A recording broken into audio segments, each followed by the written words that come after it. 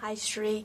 Yes, when you look at the impact of China's lockdowns and zero COVID policy, small businesses are really disproportionately affected. And that's particularly important for China's economy because these small businesses actually account for about 80% of the jobs, majority of growth, and also a lot of the tax revenue. And the analysts I've talked to said these small businesses really need more signals on what the policy is going to be like this year, when the COVID uncertainty is going to end. Because if you look at some of the data before the pandemic, the average lifespan of a small business in China is only 3 years. That's much lower than it is in the US or Japan, according to this report.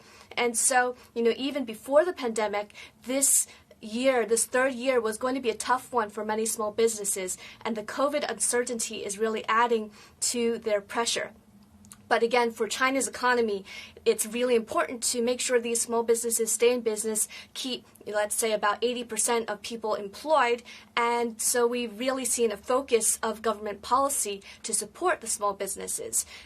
So far, that's really come out in terms of tax and fee cuts. And analysts say if the if the businesses really need some confidence on how to keep on operating, they're going to need more support for their cash flow itself. So, on one hand, certainly there's this impact of the policy lockdowns on services businesses, on small businesses, but there's some economists now, especially cities, saying that maybe because the situation is getting increasingly severe, maybe there's more stimulus around the corner. So they've just upgraded their GDP target for the year to 5%.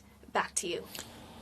Thank you for that. And this does have global implications, especially on the supply chains. What is the fallout?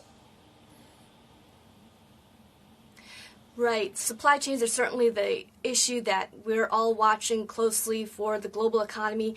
And it looks like for these lockdowns, they've been trying to be more targeted in how they apply them. And for Shenzhen and Shanghai, ports is certainly still in operation, but it's the land travel that's really being affected, logistics within the country, because the truck drivers need to show valid negative virus tests from within a certain period of time. And even some of the recent cases in Beijing have been tracked down to truck drivers, so there's a lot more scrutiny on their freedom, their ability to travel in and out of different parts of China.